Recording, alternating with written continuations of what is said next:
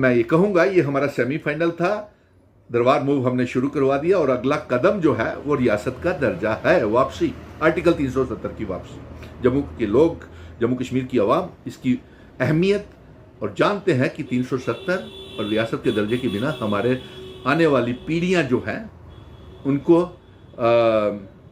उनको इंसाफ नहीं मिलेगा। तो इसलिए मैं चीफ मिनिस्टर उमर अब्दुल्ला साहब से ये कहूँगा कि आप जल्द से जल्द जो राज्यसभा में क्रॉस वोटिंग की है, जो 28 एमएलए के बाद भारतीय जनता पार्टी ने 1-2 का 4 करके 32 एमएलए कैसे कर दिए, वो बताइए।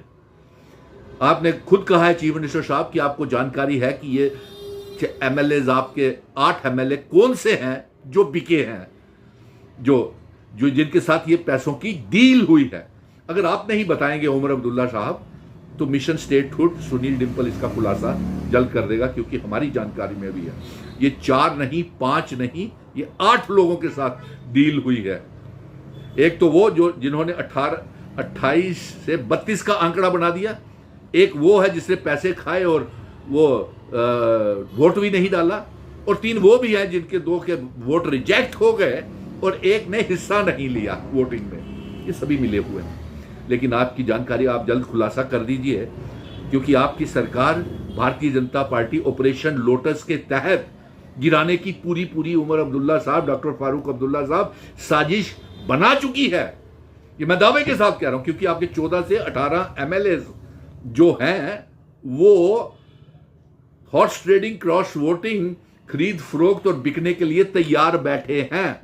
और सूत्रों के हवाले से ये जानकारी आ रही है कि जल्द ही वो आपकी सरकार को गिराने जा रहे हैं और फिर मिड टर्म पोल दोबारा होंगे।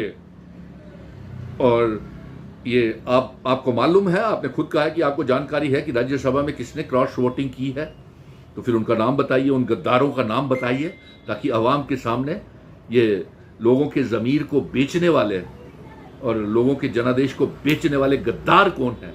क्योंकि जम्मू कश्मीर की आवाम 5 अगस्त 2019 के फैसले मंजूर नहीं है। हमारा नौजवान परेशान है, इंसाफ नहीं मिल रहा, बेरोजगार है, आप अपने वादे पूरे नहीं कर पा रहे हैं, आपको चलने नहीं दे रही है भारतीय जनता पार्टी, गिराने के चक्कर में बैठी हुई है। अभी सुनने में आया कि ई बसेस के किराए भी आप बंद कर रहे हैं। 12 गैस के सिलेंडर, 200 यूनिट बिजली फ्री, डबल राशन, 1 लाख नौकरी का वादा किया था, आप वादे पूरे नहीं कर पा रहे हैं। अगर मिशन स्टेटहुड ये दबाव आपके ऊपर नहीं डालता तो दरबार मूव शुरू नहीं होता। अगर हम व्यापारी इकट्ठे होकर के पूरे जम्मू शहर में तूफान नहीं लाते, तो मैं दावे के साथ कह सकता हूं कि दोनों की तनोतनी के बीच में, एलजी साहब और चीफ मिनिस्टर की तनोतनी तनाव के बीच में ये शुरू नहीं होना था।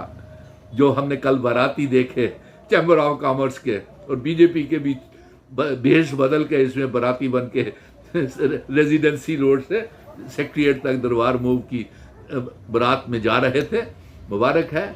लेकिन आपको नसीहत है उमर अब्दुल्ला और डॉक्टर फारूक अब्दुल्ला साहब की राज्यसभा में किससे क्रॉस वोटिंग की, आप जल्द बता दीजिए, नहीं तो इसका खुलासा सुनील डिंपल करेगा। और दूसरा ये कि आपके 14 से 18 एमएलए जो हैं वो भारतीय जनता पार्टी की हॉर्स ट्रेडिंग में माहिर है, भारतीय जनता पार्टी खरीद फरोख्त के लिए, इसलिए आपकी सरकार जल्द ही वो गिराने जा रहे हैं।